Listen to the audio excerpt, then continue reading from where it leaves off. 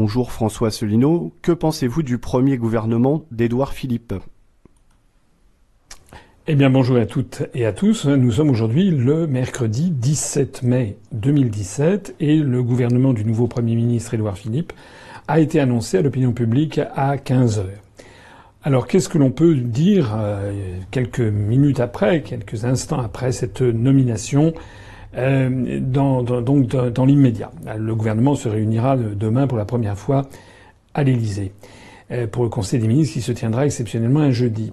Alors, avant de faire une analyse, je voudrais insister sur 4 points qui sont très importants, je crois. Le premier point, c'est que ce gouvernement, il va vivre un mois. Il va vivre un mois jusqu'au deuxième tour des élections législatives qui se déroulent le 11 puis le 18 juin. Donc, le 18 juin au soir à 20h, on aura la composition de la nouvelle Assemblée nationale. Et dans la foulée, le lendemain en général, le Premier ministre présentera sa démission quel que soit le résultat des élections. C'est une tradition républicaine que lorsqu'il y a des élections législatives, le Premier ministre présente sa démission et donc tout son gouvernement tombe en même temps, même si la majorité qu'il défendait obtient la majorité dans la nouvelle Assemblée. Ensuite, le chef de l'État, c'est comme ça dans la Ve République, nomme un nouveau Premier ministre, qui peut être celui qui vient de présenter sa démission d'ailleurs, si la majorité est reconduite, et le président, sur proposition du Premier ministre, nomme un nouveau gouvernement qui peut être très comparable à celui qui vient d'avoir lieu si la majorité a été reconduite. Alors ça, ce premier point est donc important. Il est important de comprendre que le gouvernement tel qu'il vient de nous être présenté n'est là que pour à peu près un mois. Ensuite, eh bien, en fonction du deuxième tour, si les candidats de En Marche obtiennent la majorité à l'Assemblée nationale, comme tout est fait actuellement pour que ce soit le cas, puisque les médias sont entièrement mis au service de En Marche, on a rarement vu ça, une telle dictature médiatique en France depuis des décennies. Donc on a tout l'appareil médiatique, l'appareil d'État qui est mis à la promotion de ce mouvement. J'y reviendrai. Si donc les candidats de En Marche obtiennent la majorité à l'Assemblée nationale, le prochain gouvernement, on l'appellera probablement Philippe II, si j'ose dire, puisque très probablement dans cette configuration, M. Macron renommera comme Premier ministre M. Édouard Philippe, et M. Édouard Philippe renommera à peu près le même gouvernement en changeant quand même quelques personnalités. Voilà, c'est exactement ce qui s'était passé en 1981 avec le premier gouvernement Mauroy et le deuxième gouvernement Mauroy qui avait été donc nommé après les élections législatives de juin 81.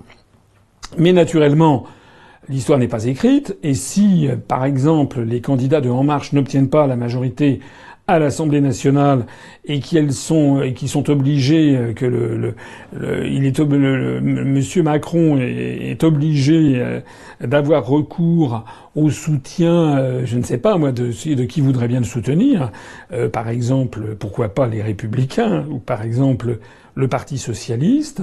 À ce moment-là, il pourra faire le nouveau gouvernement devra tenir compte du nouvel équilibre politique. Et puis si, autre hypothèse qui n'est pas exclue a priori, même si ça n'est pas forcément ce qui est le plus probable, que par exemple les Républicains obtiennent la majorité à l'Assemblée nationale, bien là, Monsieur Macron se retrouvera en situation de cohabitation. Et donc il sera obligé de choisir un Premier ministre venant des Républicains, par exemple. Voilà. Donc, je voulais le dire en préambule, nous sommes dans une situation qui peut encore évoluer, que le gouvernement qui vient d'être annoncé n'est peut-être pas celui que nous aurons dans un mois et demi. La deuxième chose que je voudrais dire, c'est que lorsqu'on juge d'un gouvernement, il faut juger, bien entendu, des personnalités, c'est ce que je vais faire dans un instant, qui sont dans le gouvernement, mais il faut juger aussi en fonction d'autres choses. D'abord sur les ministères. On a une tradition en France, c'est peut-être pas forcément la meilleure, en tout cas c'est une tradition, et qui est très différente de ce que l'on trouve dans d'autres démocraties occidentales.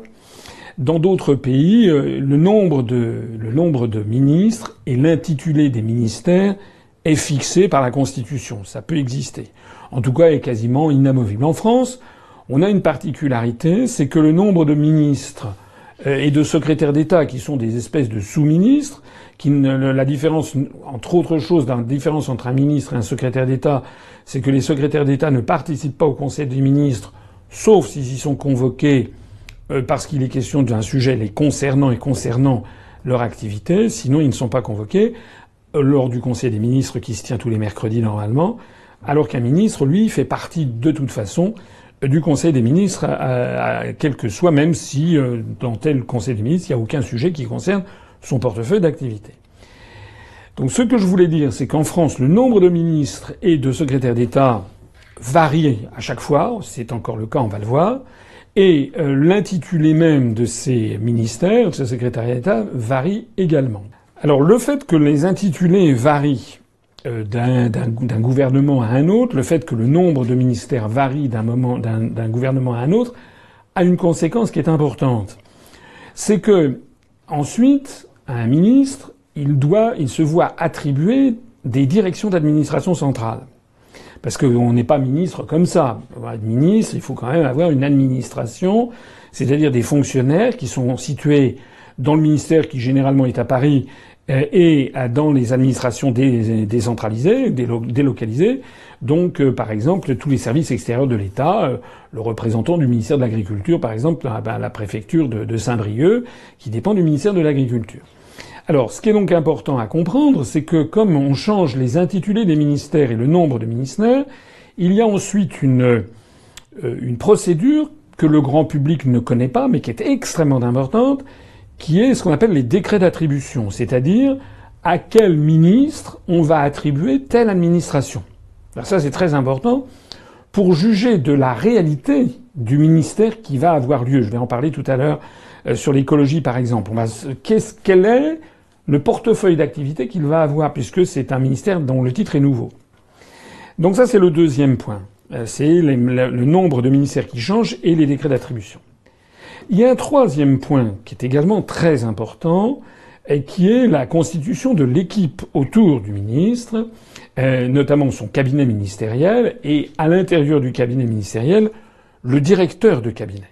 Le directeur de cabinet, il faut le savoir, a la délégation de signature du ministre. C'est-à-dire que c'est lui qui, lorsque le ministre, par exemple, est empêché, s'il est malade ou s'il est à l'étranger, ou s'il est tout simplement pas disponible, c'est le directeur de cabinet qui va signer des arrêtés ministériels, par exemple, au nom de son ministre. Il est donc extrêmement important pour les gens qui connaissent bien les rouages de l'État, c'est quand même mon cas. Et j'ai été moi-même dans des cabinets ministériels, j'ai été moi-même directeur de cabinet. Il est donc très important de regarder les personnalités qui vont être là comme directeur de cabinet.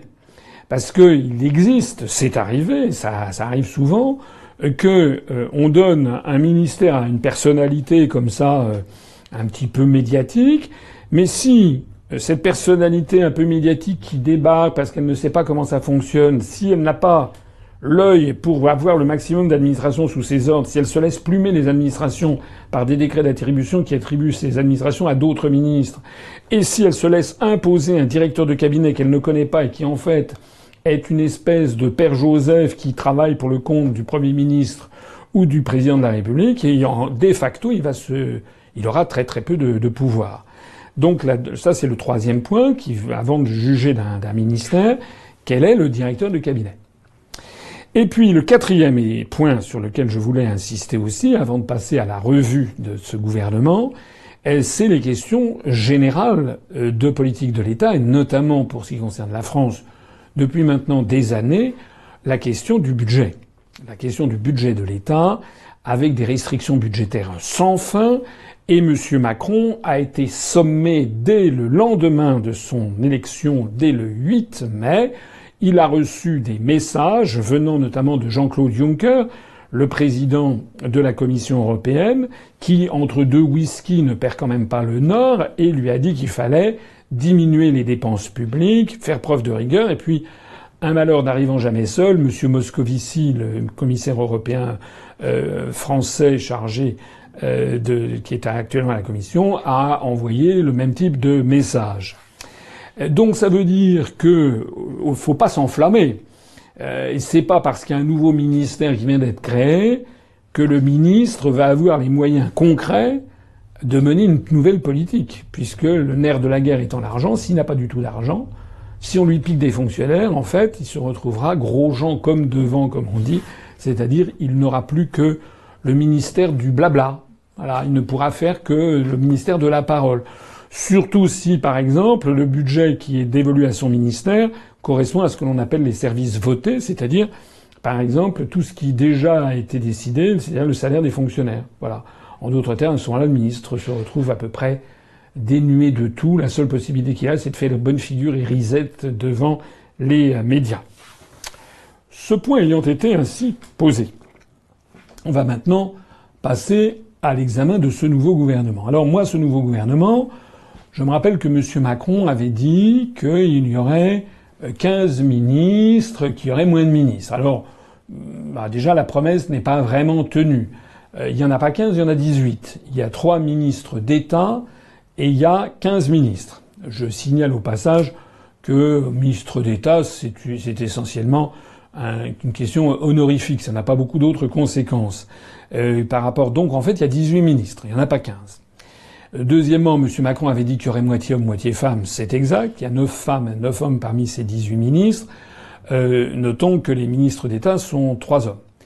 Et puis, M. Macron a ajouté, enfin, M. Philippe, le Premier ministre, ils ont ajouté 4 secrétaires d'État, ce qui fait 22. Il est intéressant de comparer ça au ministère Valls, par exemple, le ministère de Manuel Valls, Valls 2, qui est le point de comparaison que j'ai à l'esprit. J'ai regardé à l'instant comment ça s'était composé. Il n'y avait pas 18 ministres, il y en avait 16. Il n'y avait pas de ministère d'État. Monsieur Valls devant considérer sans doute que ça risquait de lui faire de l'ombre d'avoir des ministres d'État dont il aurait été flanqué, donc il n'avait pas créé de ministère d'État. Donc M. Valls avait 16 ministres contre 18. Donc il y a plus de ministres avec Édouard Philippe. En revanche, avec Édouard Philippe et Macron, on a 4 secrétaires d'État, alors que du temps de Valls, il y en avait eu, je crois, 17. Ça doit être ça, voilà. 17 secrétaires d'État contre 4. Donc en fait, il y a beaucoup moins de secrétaires d'État. Qu'est-ce que ça veut dire? Ça veut dire que très probablement, c'est pour faire vite, et très probablement, il y aura, après les élections législatives, comme je le disais tout à l'heure, un nouveau gouvernement, et cette fois-ci, il y aura plus de secrétaires d'État. Donc en fait, il s'agit simplement, probablement, d'une espèce de petit théâtre pour montrer aux Français qu'il va y avoir moins de ministres, mais en fait, c'est simplement pendant un mois. En attendant, ça a une conséquence très concrète qui, moi, m'a un peu surpris. C'est qu'il y a quand même toute une série de sujets qui n'ont pas été traités. Par exemple, il y avait dans les gouvernements précédents un ministère ou un secrétariat d'État qui était chargé de sujets qui ne sont plus traités. Enfin, d'après l'intitulé. Par exemple, la réforme de l'État. Tout ce qui concernait les simplifications administratives. La francophonie. Il y a, allez regarder le ministère Édouard Philippe, il n'y a rien sur la francophonie. Ça plaira à tous les gens qui se battent pour la place du français et à tous nos partenaires de la francophonie. Le message envoyé est particulièrement gratiné. Il n'y a rien sur le commerce extérieur. Il n'y a rien sur le tourisme. Alors que le tourisme, d'abord le commerce extérieur, c'est un sujet où le poids politique est important, notamment sur les très grands contrats à l'étranger, ou les ventes d'armement, des choses où la France est assez forte. Normalement, il faut, comme font tous les autres pays du monde, avoir un ministre du commerce extérieur qui soit là, qui soit très présent pour promouvoir l'industrie française et pour faire des pressions politiques. Là, il n'y en a pas. Le ministère du Tourisme, c'est un ministère quand même. C'est quand même une des principales activités fournisseurs de services en France. Si on y ajoute les hôteliers, les cafetiers, les restaurateurs, les offices de tourisme, tous ceux qui s'y reconnaissent, les musées, les guides, etc. C'est en plus de ça une activité en forte croissance. C'est l'une des seules activités en forte croissance, très pourvoyeuse d'emplois. C'est à peu près 10% du produit intérieur brut français. Il n'y a pas. Il n'y a pas non plus de secrétariat qui s'occupe de la mer ni de la pêche. Donc nos amis, nos compatriotes pêcheurs seront ravis de l'apprendre c'est que, a priori, ils ont été oubliés. Il est vrai que la pêche est en pleine, la pêche familiale sera bientôt moribonde, mais c'est un signal assez mauvais qui est quand même envoyé. Il n'y a rien sur les anciens combattants. Il est vrai que les anciens combattants de la Seconde Guerre mondiale, ils commencent à se faire, les rangs se sont un peu clairsemés à cause de la pyramide des âges, mais il y a encore des anciens combattants d'Indochine ou des anciens combattants d'Afrique du Nord ou de la guerre d'Algérie, sans compter tous ceux qui ont pu, dans des opérations extérieures de l'État, tous les soldats qui ont pu se battre et qui ont le statut d'anciens combattants. Pour eux, il semble-t-il, ils ont été oubliés, puis surtout, on ne voit pas à qui ils vont être rattachés. Sans doute, probablement, au ministère de Madame Sylvie Goulard, au ministère des Armées. Je reviendrai dans un instant, mais ça pose la question justement des décrets d'attribution dont je parlais tout à l'heure. Il n'y a rien qui est prévu pour la famille. Il y a un secrétaire d'État chargé de l'égalité entre les femmes et les hommes. Il y a un secrétariat d'État chargé du numérique. Il n'y a pas pour la famille. Là aussi, les familles apprécieront. Il n'y a rien sur le commerce et l'artisanat. Là aussi, c'est un petit peu comme tout à l'heure pour le tourisme, les bras m'en tombent, parce que le commerce et l'artisanat, c'est quand même le premier pourvoyeur d'emploi en France. C'est comme si c'était, voilà, on a l'impression qu'il n'y en a que pour les grandes entreprises, le commerce et l'artisanat, comme si ça n'existait pas. C'est pourtant une problématique spécifique, donc c'est un manque cruel dans ce gouvernement. Et puis, il n'y a rien non plus sur la fonction publique. Il y a normalement un ministre chargé de la fonction publique, notamment de gérer les millions de fonctionnaires, de gérer leur statut, etc., etc. Normalement, c'est quelqu'un qui est qui a des contacts très réguliers avec les grandes centrales syndicales. Là aussi, on ne sait pas ce qui va devenir. Alors tout ceci, ça veut dire que probablement, j'espère, que tout ceci sera réglé lors du prochain gouvernement dans un mois et demi qui sera annoncé, disons aux alentours du 19, 20 ou 21 juin. Ça dépendra du résultat des élections. Mais je pense, et il faut espérer en tout cas, que ces manques seront comblés.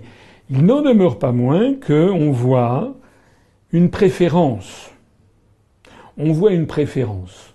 C'est-à-dire que anciens combattants, famille, commerce et artisanat, francophonie, c'est quand même plutôt des thématiques dans lesquelles se retrouvent plutôt des gens de droite. Plutôt des thématiques de gens qui ont plutôt tendance à voter pour l'UMP, voire pour le Front National. Alors que, on a l'impression donc que ces sujets n'ont pas été jugés importants pour être traités dès le premier gouvernement, alors que l'égalité entre les femmes et les hommes, par exemple, ou bien la question du numérique, ça a été jugé suffisamment important pour que dès le premier ministère, il y ait un secrétariat d'État, donc ça témoigne quand même d'une préférence. Ce point ayant été précisé, il me paraît important, comment se compose le gouvernement ? Le gouvernement, les médias l'ont dit, parce que là, tout ce que je viens de dire, c'est peu utile, c'est peu dit, voire pas dit. Alors, qu'est-ce qu'on conclut les médias de ce gouvernement ? Eh bien, qu'il y a eu une prise de guerre. J'ai entendu la nouvelle formule. Je trouve ça incroyable. Une prise de guerre réalisée par Macron et Édouard Philippe, avec l'embauche, d'une part de Nicolas Hulot, qui est un monsieur dont je parlerai dans un instant, qui a fricoté avec pas mal de cercles politiques depuis au moins une dizaine d'années. Et puis, il a une prise de guerre. C'est notamment Bruno Le Maire, qui devient ministre de l'économie à Bercy, et avec Gérald Darmanin, qui est le ministre du budget. Alors, c'est pas budget, c'est compte public ou je sais pas quoi, mais ça revient à ministre du budget. Qui sont l'un comme l'autre des membres venus des Républicains.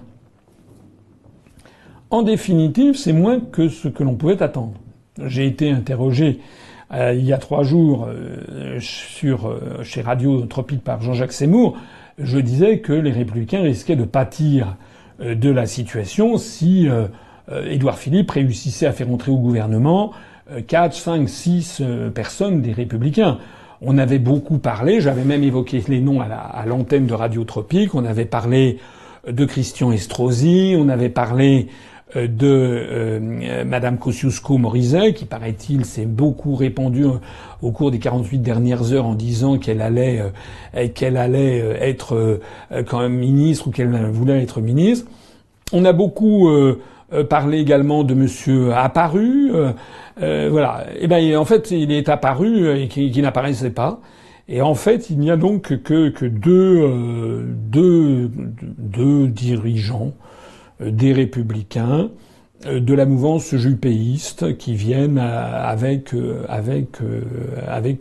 Premier ministre en personne, il faut l'avouer. Donc ça donne le sentiment que cette ouverture, cette espèce de grand rassemblement œcuménique, etc., n'a pas vraiment eu lieu. Alors est-ce que c'est uniquement pour la campagne législative ou est-ce que c'est durable ?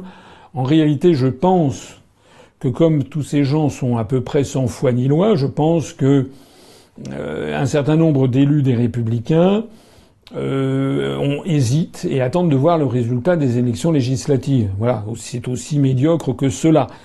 D'ailleurs, Monsieur Accoyer des Républicains a annoncé que Monsieur Le Maire et Monsieur Darmanin étaient de toute façon exclus des Républicains, ipso facto dès aujourd'hui. Donc ça donne à réfléchir aux autres. Voilà.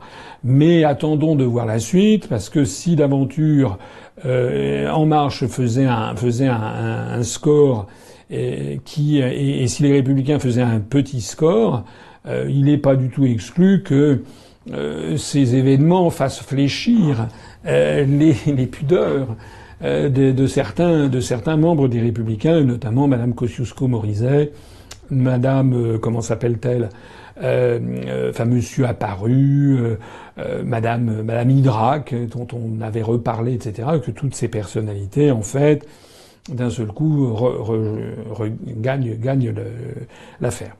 En attendant, ça n'est quand même pas il y a eu une déception par rapport à ce qui était attendu dans l'opinion publique. Enfin, dans l'opinion publique. Une déception par rapport au tremblement de terre politique qui devait avoir lieu. Alors, précisons que dans les personnes qui sont actuellement qui viennent d'entrer au gouvernement, on a l'inénarrable François Bayrou, la girouette de Pau, qui après avoir retourné 75 fois sa veste au cours des 20 dernières années, rentre au gouvernement qu'il avait quitté je ne sais plus quand, ça doit faire un certain temps, toujours en donnant des leçons de morale aux uns et aux autres. Et puis également Madame de Sarnez, qui est son égérie, qui entre au gouvernement. Et pour la petite histoire, on signalera le poste de ministre de l'Agriculture qui est donné à un membre du Parti radical de gauche, moi je ne savais même plus que ça existait, le PRG, et qui est donné à quelqu'un qui est sénateur, qui est venu du Cantal, et qui est pas agriculteur pour un sou, qui est un avocat, un juriste. Ce monsieur, je suppose, à mon avis, ne résistera peut-être pas au gouvernement après un mois de gouvernement. Il est possible qu'il ne soit là que pour assurer un poste de transition, comme l'on dit. C'est ce qui avait eu lieu en 81, par exemple, où il y avait un ministre qui avait été Maurice Faure dans le premier gouvernement Mauroy et qui avait duré un mois. Puis dans le deuxième gouvernement, il avait disparu. Alors, quelle est la brochette qu'on nous a sortie avec toutes ces considérations préalables? Alors d'abord, il y a donc les ministres d'État. Donc premièrement, ministre d'État, ministre de l'Intérieur, Monsieur Gérard Collomb. Bon, Monsieur Gérard Collomb, c'est le maire de Lyon. C'est quelqu'un qui a usé de toute son influence en tant que maire de Lyon, de la communauté urbaine de Lyon, et de son influence locale pour apporter sur un plateau d'argent des dizaines et des dizaines et des dizaines de parrainages à monsieur Macron, qui n'a pas eu donc besoin d'aller les chercher lui-même, et monsieur Gérard Collomb, qui a fait partie des premiers à rallier le panache gris de monsieur Macron. Bon. Donc il est récompensé en étant le premier ministre dans l'ordre protocolaire, ministre d'État et ministre de l'Intérieur. Le deuxième ministre d'État, c'est ministre de la Transition écologique et solidaire, c'est Nicolas Hulot. Alors, notons qu'il est quand même deuxième du gouvernement. par ordre protocolaire, enfin deuxième après le Premier ministre et le ministre d'État, ministre de l'Intérieur. C'est quand même beaucoup. Ça veut dire au passage que M. Nicolas Hulot aime les honneurs. Voilà. Obtenir un ministère d'État, ça n'est pas rien. C'est des choses qui se demandent, en général, de haute lutte. M. Nicolas Hulot est à la tête d'un ministère qui n'existait pas auparavant, enfin dont l'intitulé n'existait pas, ministre de la Transition écologique et solidaire. Qu'est-ce que ça va donner ? Je vous ai donné tout à l'heure la grille de lecture. Ministre de la Transition écologique et solidaire, on va voir M. Nicolas Hulot, quel va être son directeur de cabinet. Est-ce qu'il va avoir comme directeur de cabinet quelqu'un qu'il connaît bien depuis des années, qui est un fidèle, un ami, quelqu'un de solide et qui va pouvoir imposer les tentatives de politique qu'il va essayer de mener, ou bien est-ce que monsieur Édouard Philippe a imposé d'ores et déjà à M. Nicolas Hulot un directeur de cabinet qui en fait sera facialement sous la tutelle de Nicolas Hulot, mais en réalité qui répondra aux demandes pressantes du Premier ministre et du Président de la République. C'est ça que les spécialistes vont regarder à la loupe. Il va falloir regarder également à la loupe quelles sont les administrations qui vont être données à monsieur Hulot. Est-ce que M. Hulot va récupérer l'ensemble des attributions qui avaient été données à Madame Ségolène Royal, dont d'ailleurs on voit au passage qu'elle a été éconduite comme une malpropre dans ce premier gouvernement. Est-ce qu'il va récupérer toutes ces attributions ou pas ? Il semble déjà que pas, puisque, on le verra tout à l'heure, il y a une dame qui s'appelle Madame Elisabeth Borne, qui était la PDG de la RATP, donc des services de métro parisiens, qui a été nommée ministre déléguée auprès du ministre d'État, ministre de la Transition écologique et solidaire, donc auprès de Nicolas Hulot, chargé des transports.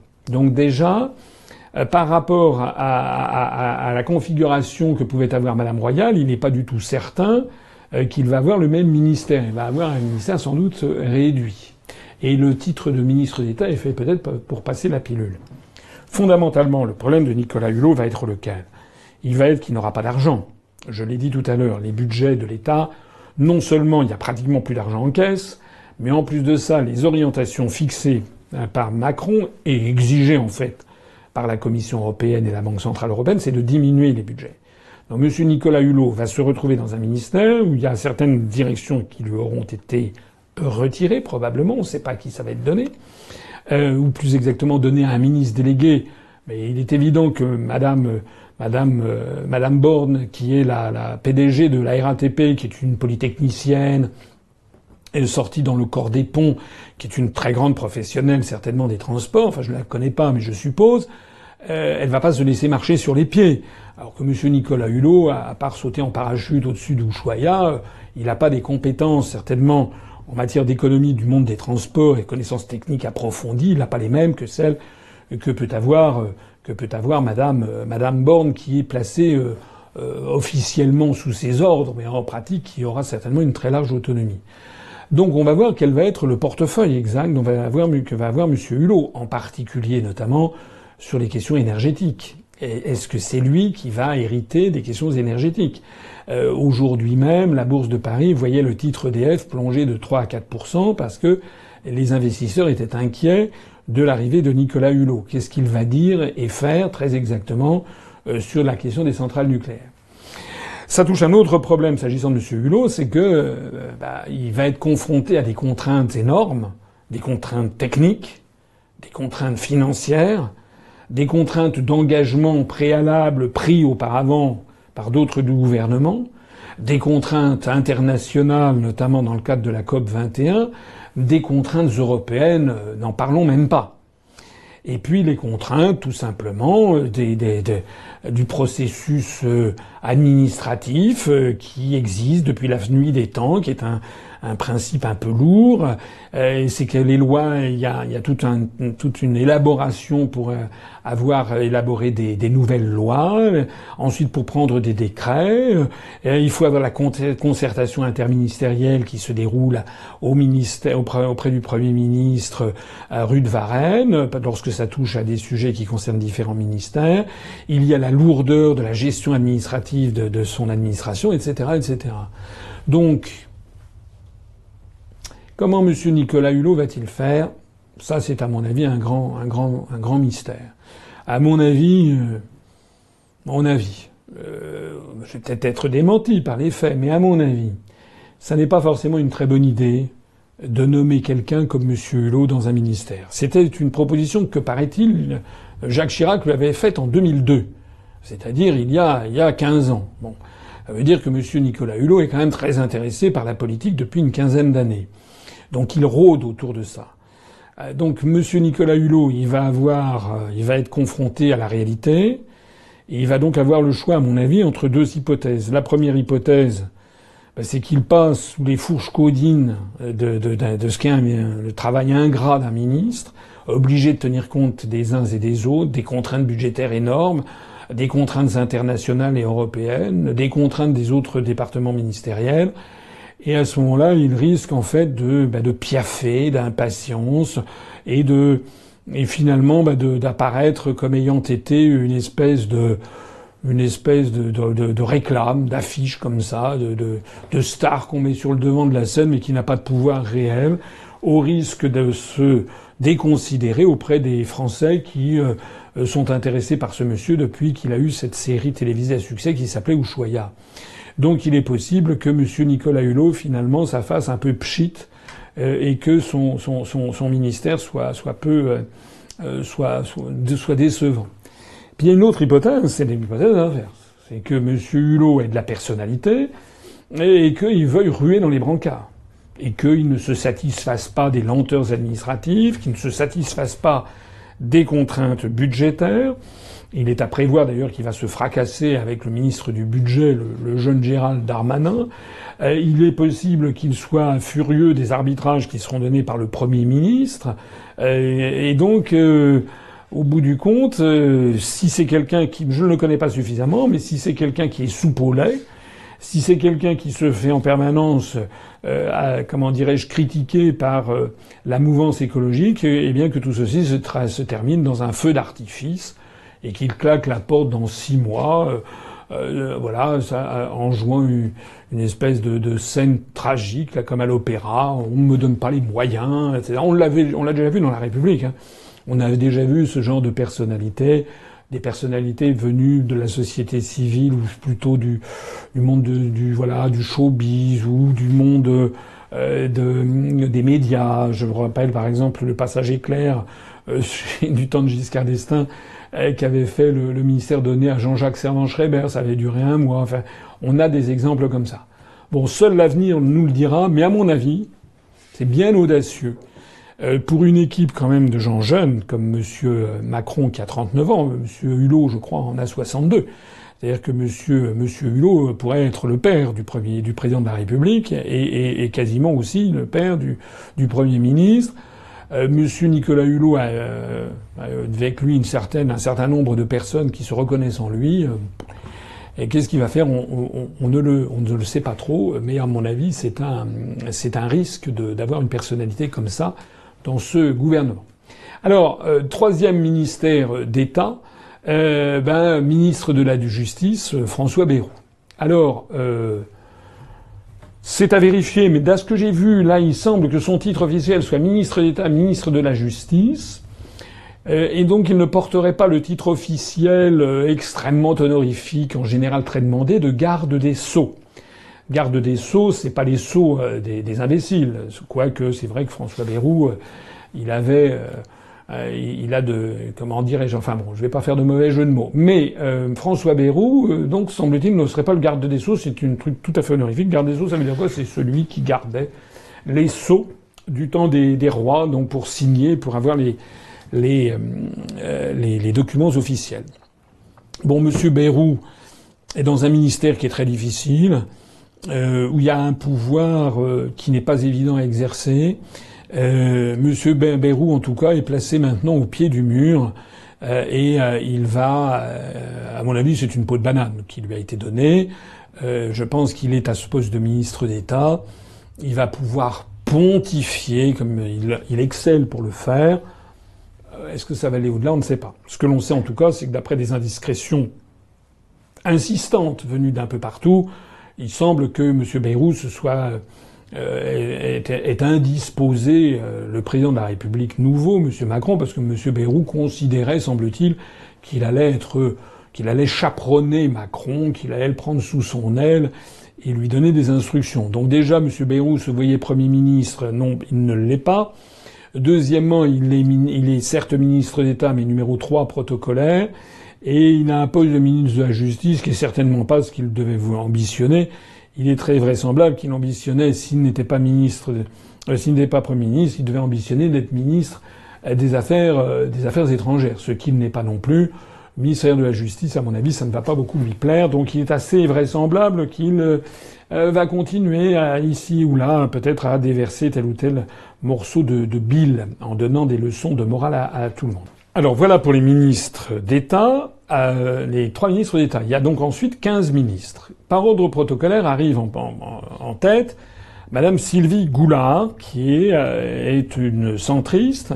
Madame Goulard, qui est nommée ministre des Armées. Alors je dirais 2 choses. La première, c'est l'intitulé de ce ministère. Ministre des Armées, ça a un parfum désuet. Ça a été utilisé au XIXe siècle, beaucoup, un peu au XXe siècle, en 1938. Ça avait disparu dans le courant des années 60.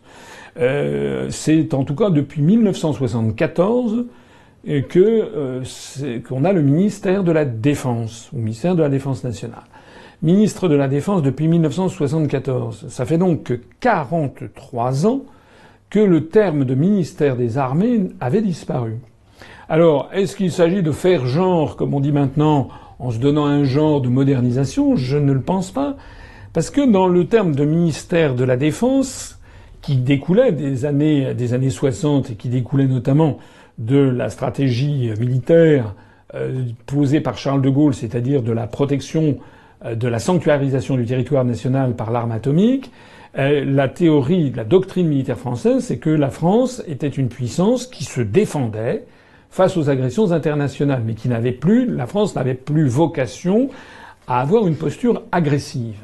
En revanche, ministre des Armées, dans notre histoire, ça correspond, pas toujours, mais assez souvent, avec des moments où la France envisageait d'être dans une posture agressive, ou en tout cas envisageait qu'il y ait un conflit. Pour ça, je citais notamment au XIXe siècle, ou également en 1938. Le fait d'un seul coup qu'on exhume du passé cet intitulé de ministère de la Défense pour mettre ministre des Armées, est-ce que c'est volontaire? Est-ce que c'est inconscient? Ça a quand même pour conséquence de donner un parfum que je trouve un peu inquiétant. C'est-à-dire que comme si ce ministère n'était plus seulement chargé de défendre le territoire national, comme s'il était également chargé d'avoir des armées opérationnelles pour intervenir à l'étranger.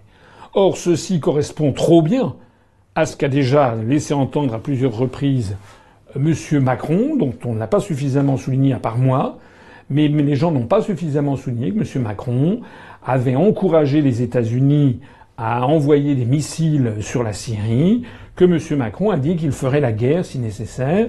Donc voilà un petit signal orange supplémentaire qui vient de s'allumer avec ce nouvel intitulé de ministère des Armées. S'agissant de Madame Goulard, bon, c'est une centriste. Je dirais 2 choses sur elle. C'est une ultra-hyper acharnée européiste. Enfin, c'est elle qui, paraît-il, s'est entremise pour que M. Macron se rende séance tenante quasiment pour aller voir Madame Merkel.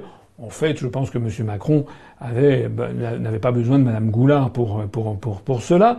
En tout cas, ça lui a plu de le laisser entendre cela.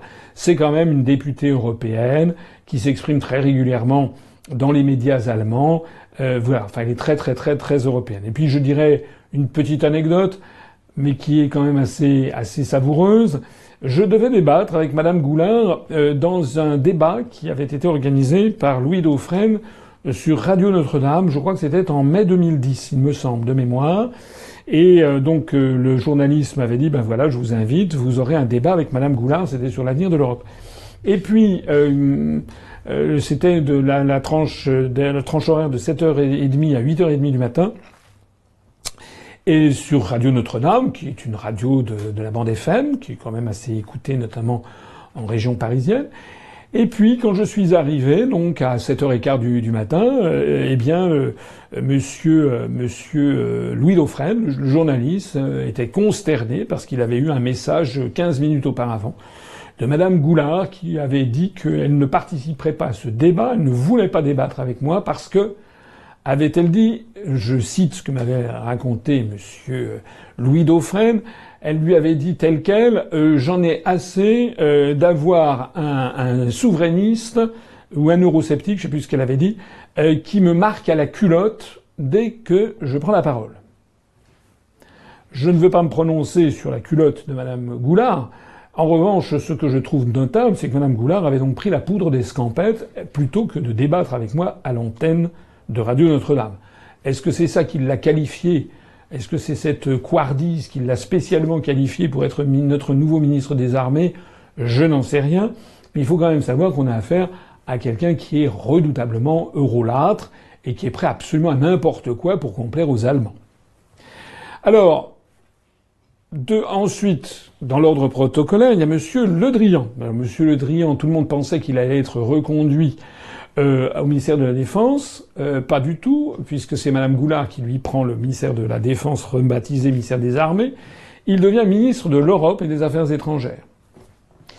Donc, dont acte. Je ne suis pas sûr que ça va faire trop plaisir aux gens du Quai d'Orsay d'avoir un ministère de l'Europe et des Affaires étrangères. Je signale que M. Le Drian est flanqué d'un ministre délégué chargé des affaires européennes qui n'est rien moins que l'inénarrable Marielle de Sarnez, comme on le verra tout à l'heure. Donc en fait, il sera le ministre des Affaires étrangères. Mais monsieur Édouard Philippe et monsieur Macron ont dû trouver que ça faisait chic d'avoir un ministère de l'Europe et des Affaires étrangères. Personnellement, même si j'étais européen, je serais un peu interloqué parce que ça donne à penser que l'Europe fait partie des affaires étrangères. Or, nous avons affaire à des gens qui nous expliquent que c'est l'avenir de la France. Il aurait mieux valu avoir un ministère de l'intérieur et de l'Europe. Mais ministère de l'Europe et des Affaires étrangères, on a l'impression que ça relègue ça au rang des affaires étrangères. Enfin bon, peu importe sur cet intitulé. Il faut savoir que M. Le Drian sera ministre des Affaires étrangères et que le ministre délégué chargé de l'Europe, qui auparavant était auprès du ministre des Affaires étrangères, eh bien, ça sera Marielle de Sarnez. Ensuite, toujours par ordre protocolaire, il y a le ministre de la Cohésion des Territoires, Richard Ferrand. Richard Ferrand, donc, c'est ce député du Finistère du Parti socialiste, qui avait été parmi les premiers soutiens de M. Macron.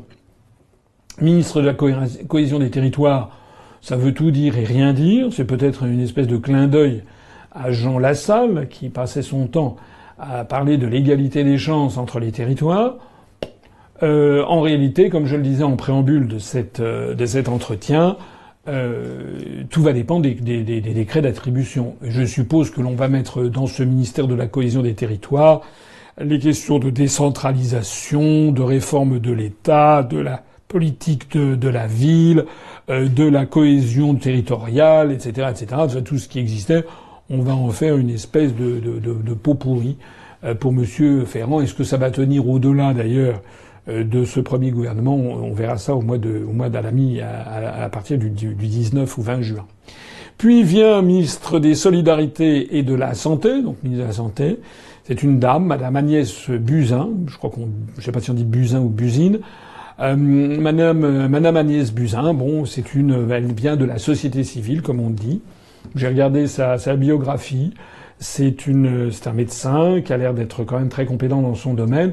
Voilà, moi je signale, comme je ne suis pas systématiquement critique, je signale que l'idée de nommer comme ministre des professionnels qui ne sont pas issus du monde politique, s'est renoué avec un état d'esprit qui était celui du début de la Ve République. Du temps de De Gaulle ou de Pompidou, De Gaulle nommait des ministres qui parfois n'avaient jamais été élus par qui que ce soit. Il les nommait comme des ministres, il estimait que c'était des gens qui devaient être très compétents dans leur domaine, et puis le jeu des partis politiques et des pouvoirs s'exerçant à l'Assemblée nationale. Alors moi, personnellement, je n'ai rien à critiquer de particulier. Je ne sais pas qui est cette dame. Je vois son pédigré. Ça a l'air d'être un médecin très très pointu qui a travaillé et qui a des compétences de gestionnaire. Il faut s'en féliciter. Simplement, c'est comme tout à l'heure pour Nicolas Hulot. Elle va avoir des contraintes budgétaires, sans compter les exigences venues de Bruxelles et du rapport sur les grandes orientations des politiques économiques qui vont s'imposer à elle avec toute leur dureté. On verra comment elle réagira.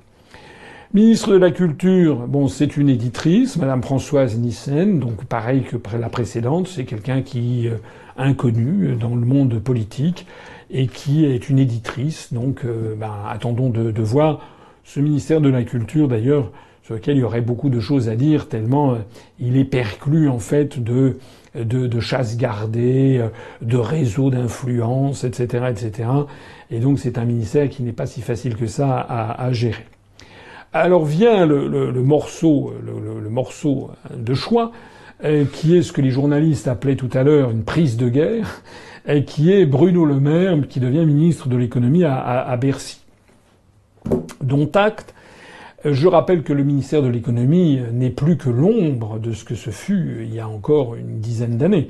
Désormais, tous les grands choix économiques sont pris par la Commission européenne à Bruxelles, notamment en fonction de ce rapport sur les grandes orientations des politiques économiques, les GOPE, que j'en ai suffisamment parlé, mais je ne me lasserai jamais d'en parler.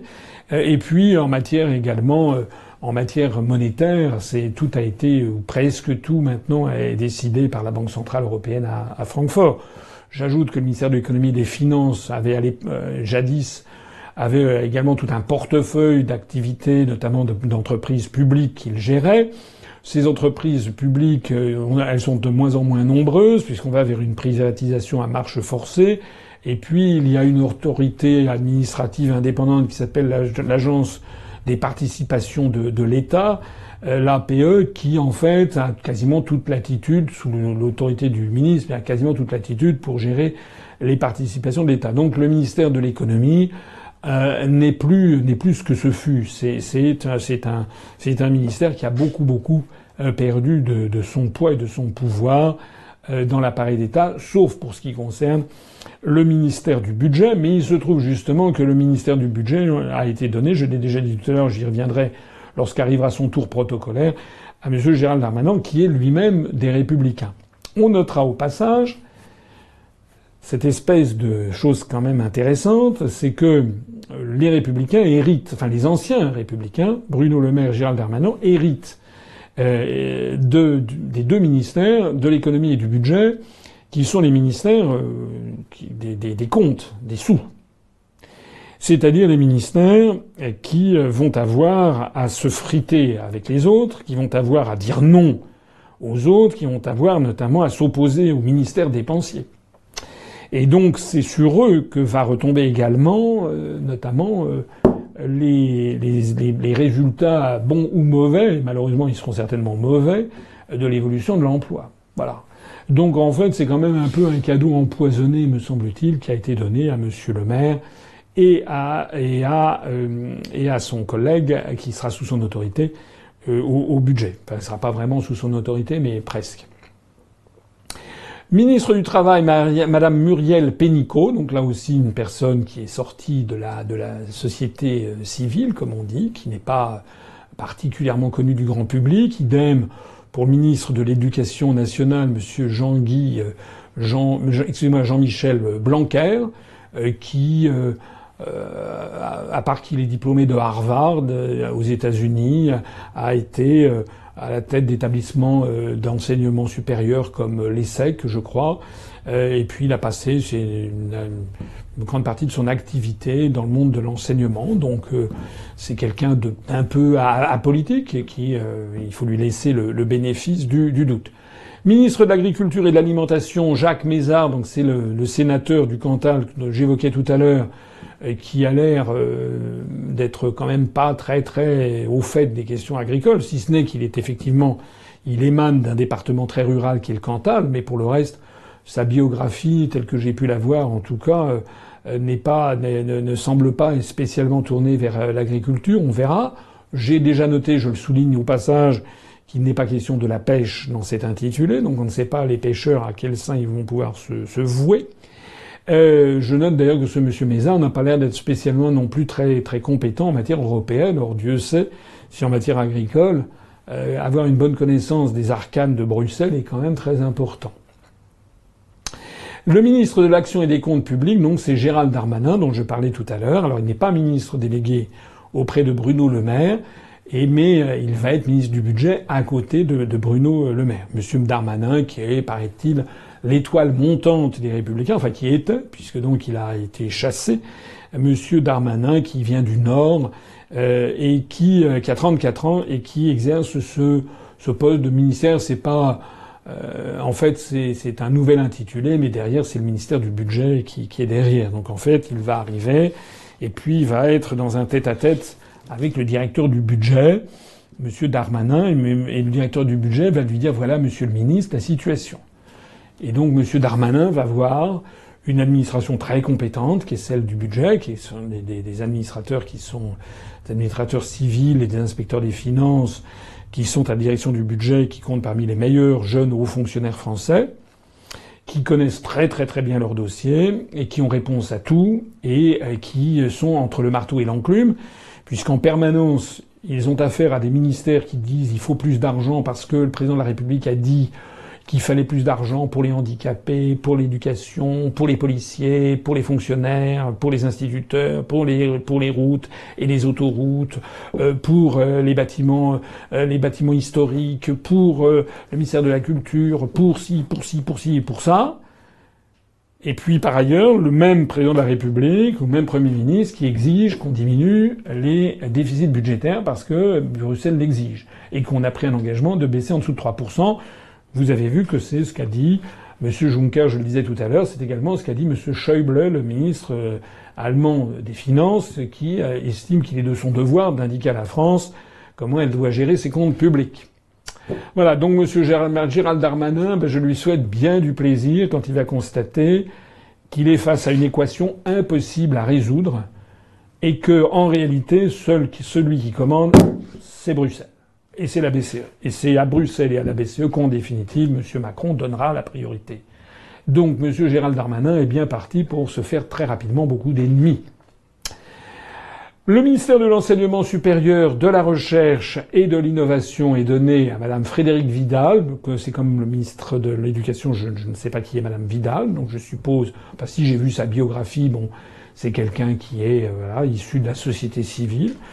Alors vient ensuite, toujours par ordre protocolaire, la ministre des Outre-mer, Madame Annick Girardin. Alors celle-ci présente une particularité, c'est d'être connue. Enfin, elle est pas connue, c'est pas Beyoncé, mais elle était dans le gouvernement précédent, sous la présidence Hollande. Ça veut donc dire qu'il y a dans le gouvernement d'Édouard Philippe 2 anciens ministres du gouvernement du Premier ministre précédent, et dont d'ailleurs on a déjà oublié le nom, et du président Hollande, alors que M. Macron avait dit qu'il n'y aurait aucun ancien ministre du gouvernement précédent. Les deux étant M. Le Drian, qui passe de la défense à l'Europe et aux affaires étrangères, et Mme Girardin, qui est maintenant ministre des Outre-mer. Bon, voilà. Enfin, ministre des Sports, Laura Flessel, donc c'est cette championne olympique de fleuret, qui est pour les sports ce que M. Hulot est pour l'écologie, donc c'est qu'une dame tout à fait sympathique. Maintenant, elle va se retrouver dans un ministère très très très encadré. C'est un petit peu une figure de proue médiatique. Voilà. Pour le reste, quel sera son poids, c'est pas nouveau. Hein. Ça, c'est dans de très nombreux gouvernements.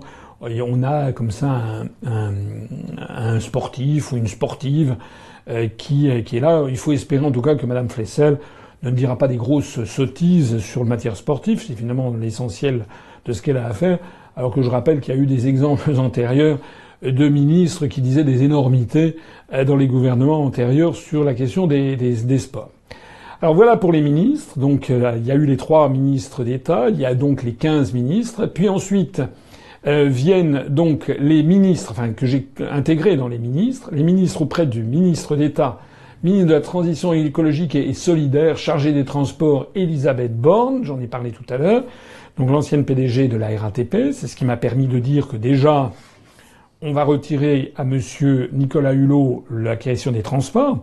Donc je pense par exemple aux lignes à grande vitesse, là du côté de l'Aquitaine, qui font qui troublent beaucoup l'opinion publique, et notamment les mouvements écologistes en Aquitaine, bon ben là, voilà. Monsieur Hulot va découvrir que c'est pas lui en fait qui est chargé de cette question, même si elle est sous son autorité. Il y a un ministre auprès du ministre de l'Europe et des Affaires étrangères chargé des Affaires européennes, Marielle de Sarnez. Donc, comme je l'ai dit tout à l'heure, c'est l'égérie de Monsieur Bayrou. Bon, ben voilà.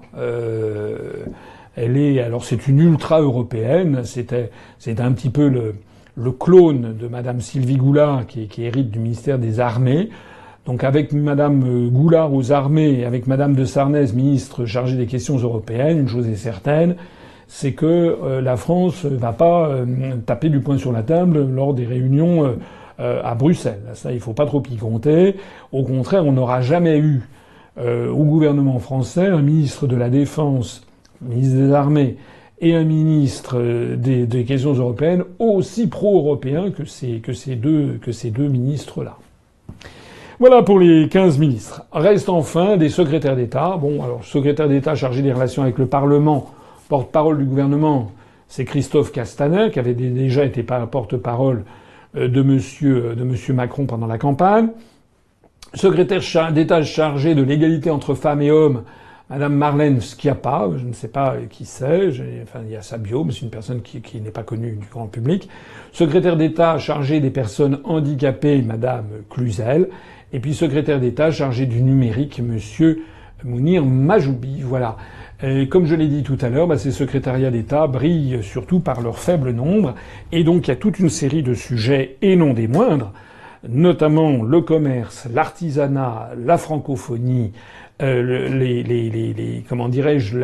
fonction publique, les fonctionnaires, la réforme de l'État, les simplifications administratives, la mer et la pêche, tous ces sujets et d'autres que j'ai cités, ont été pour l'instant oubliés dans ce gouvernement. Alors je terminerai cette longue présentation pour dire que je suis comme tout le monde, je vais voir la suite. C'est un ministère, c'est un gouvernement de transition, je l'ai dit tout à l'heure. Si j'avais un pari à prendre, je dirais qu'en fait, l'ouverture vers les Républicains n'a pas très très bien marché. Tout le pari a été fait en fait, il y a un grand pari qui a été fait, c'est sur Nicolas Hulot. Il s'agit de préparer les élections législatives. Et en fait, il s'agit de faire en sorte que Nicolas Hulot et Laura Flessel, qui sont des personnalités connues du grand public et qui sont appréciés du grand public, c'est vrai, des gens qui ne s'intéressent pas à la politique, que ça fasse jeune, que ça fasse sympathique, et donc il s'agit en fait d'une campagne législative. Voilà. L'ouverture à Bruno Le Maire, à Gérald Darmanin, plus le Premier ministre lui-même, va quand même handicaper, à mon avis, les Républicains, mais peut-être pas tant que ça, puisque j'ai l'impression qu'aux Républicains, ils sont en train en ce moment de serrer les boulons. Et en définitive, il y a quand même 2 anciens ministres du gouvernement précédent. Et puis, il y a quand même un certain nombre de gens qui viennent de la société civile. Voilà pour ce gouvernement. Très probablement, comme je l'ai dit en préambule, en fonction des résultats, si En Marche obtient la majorité, ou bien s'il a des alliés qui se rallient à lui après le 18 juin, très probablement ce gouvernement sera prolongé de la même façon, avec probablement une ou deux personnalités qui s'en iront, une ou deux personnalités qui arriveront au niveau des ministres, et puis surtout, à mon avis, une bonne dizaine de secrétaires d'État supplémentaires et qui seront créés. À ce moment-là, on ne parlera plus de la diminution du nombre de ministères. Et puis, sur moyenne et longue période, Monsieur Le Maire, Monsieur Darmanin vont appliquer les directives de Bruxelles. En fait, le grand sujet, c'est ce qui va sortir aujourd'hui ou demain, c'est-à-dire le rapport des grandes orientations des politiques économiques sur lesquelles je reviendrai bientôt lors d'un direct avec les internautes, où l'on commentera ce rapport qui sort dans les heures qui viennent. Un dernier point, on verra ce que donnera la présence de Monsieur Hulot. Je me suis déjà exprimé là-dessus. À mon avis, soit il va se soumettre et en fait, il va décevoir les gens qui pensaient qu'il allait tout changer, soit il va ruer dans les brancards, et il faut pas exclure qu'il claque la porte du gouvernement à horizon de 6 mois. On verra entre les deux quelle est la solution qu'il préférera.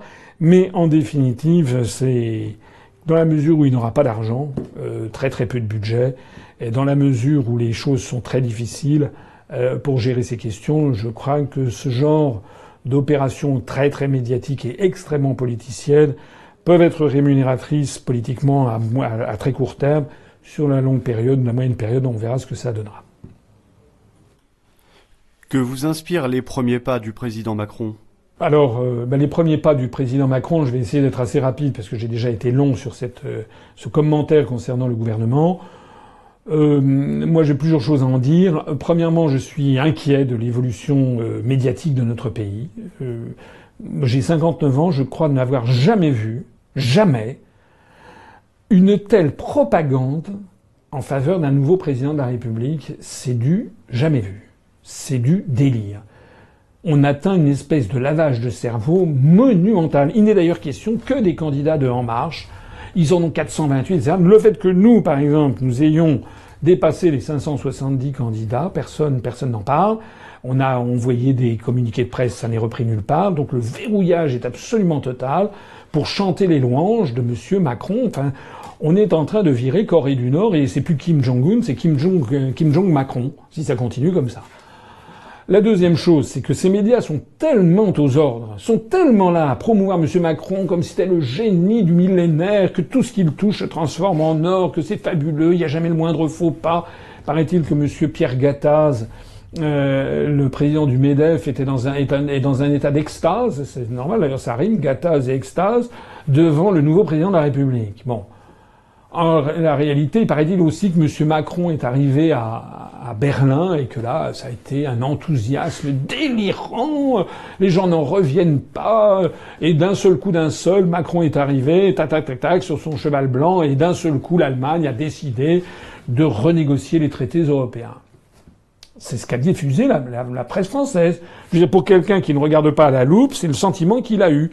J'ai regardé l'article de Libération, par exemple, les articles dans l'Express ou dans Le Point. Il est écrit que la France et l'Allemagne sont d'accord pour renégocier les traités européens. Voilà. La réalité, c'est quoi ?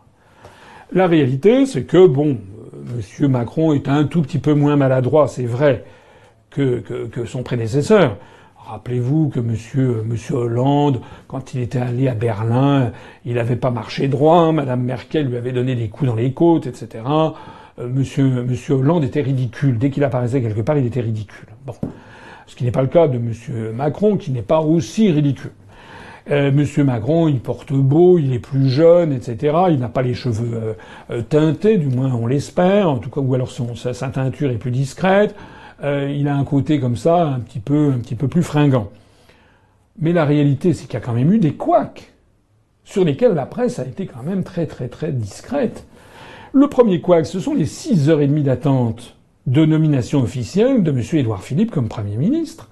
Ça devait être annoncé, normalement ça aurait dû être annoncé le jour même ou le lendemain de la prise de fonction de M. Macron à l'Élysée.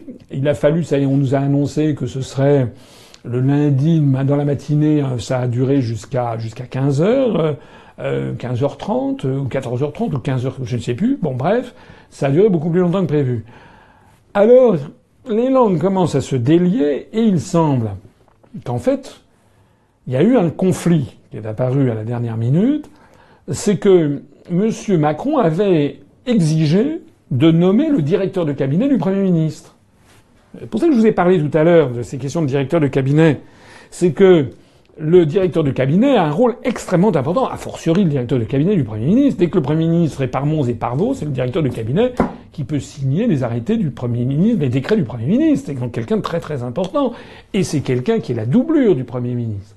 Donc M. Macron avait décidé de nommer comme directeur de cabinet de M. Philippe, un de ses proches qu'il avait connu au secrétariat général de l'Élysée. Il faisait une paire.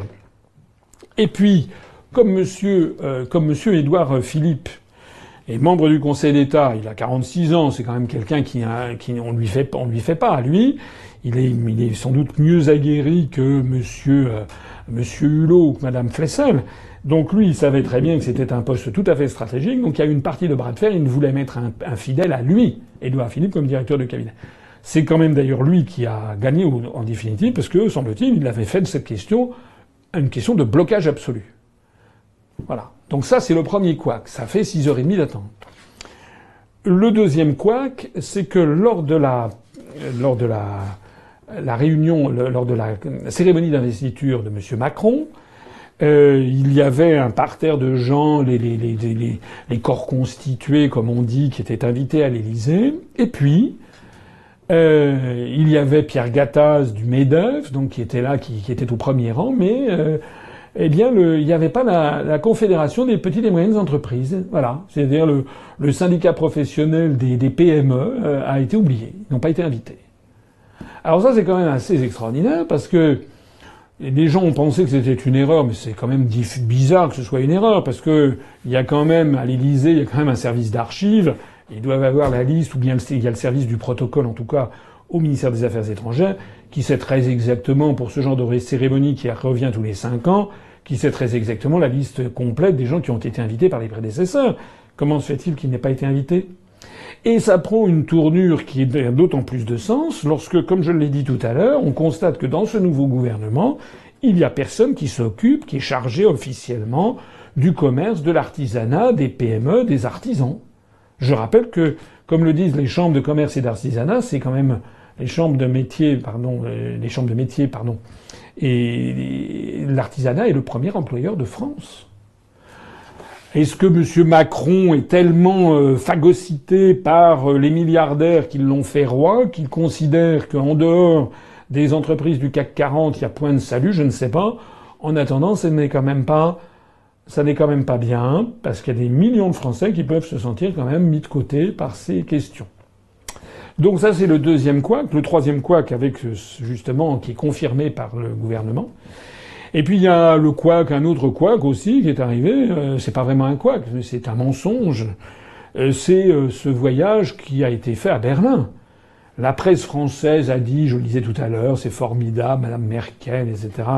Et Monsieur Macron sont tombés d'accord, le duo comme ça pour modifier les traités. C'est pas du tout ça.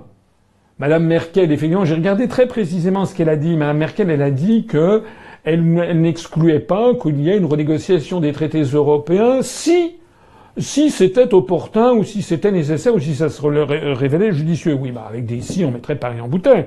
C'est pas du tout oui. Ça veut pas dire nous avons décidé de remettre en chantier les traités européens. C'est pas du tout ça.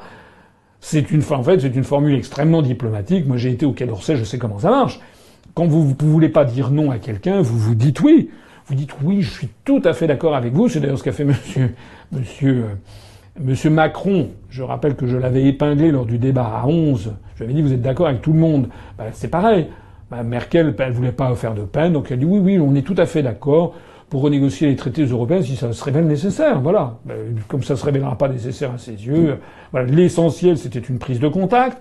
Il s'agissait de se flairer, vous savez, comme des chiens dans un parc dans un jardin public qui se rencontrent. Donc ils se sont reniflés, voilà, pour voir s'ils étaient conformes à ce qu'ils anticipaient l'un de l'autre. Et puis voilà, il est bien évident que c'est pas la première fois qu'ils se rencontraient pendant 1h30 qu'ils allaient décider de renégocier les traités européens.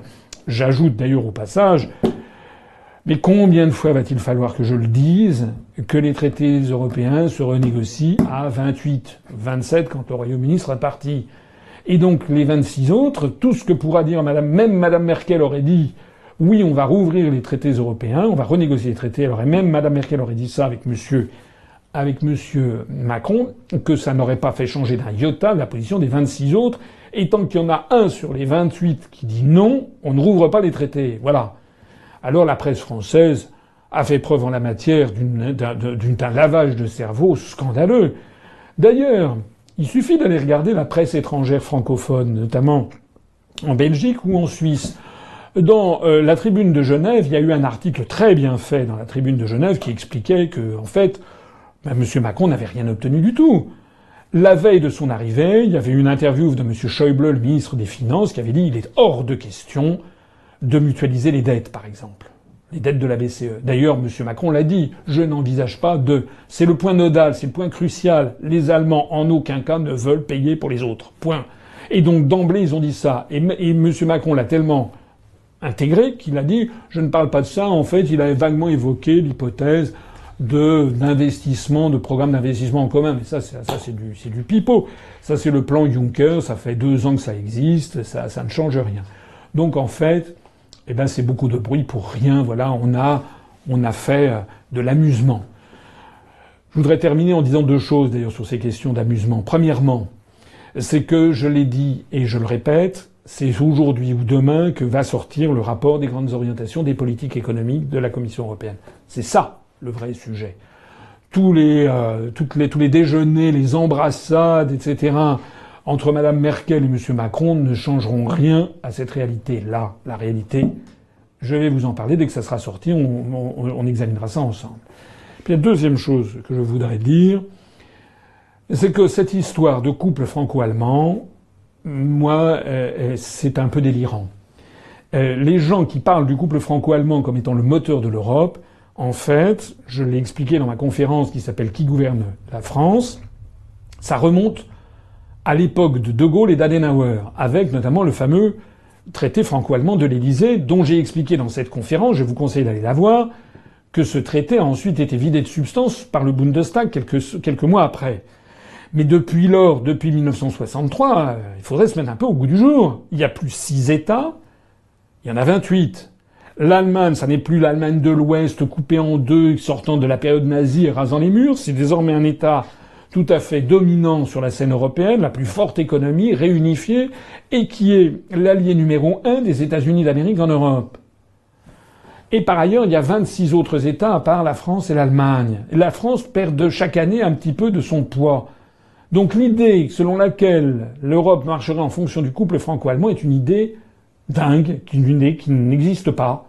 Voilà, ça n'est pas vrai. L'Allemagne, elle a signé avec les États-Unis d'Amérique le fameux partenariat germano-américain pour le XXIe siècle, le lien, l'accord germano-américain pour le XXIe siècle. C'était M. Schröder, le prédécesseur de Mme Merkel, qui l'avait signé aux États-Unis d'Amérique, et Mme Merkel a contresigné après coup.